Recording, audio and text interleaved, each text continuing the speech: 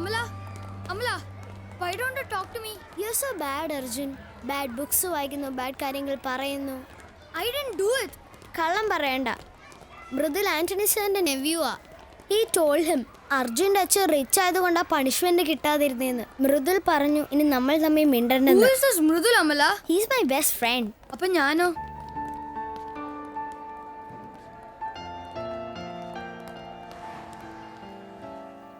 നമുക്ക് ആ മൃദുലും ചോണിക്കിട്ട് നല്ല ഇടി വെച്ച് കൊടുത്താലോ?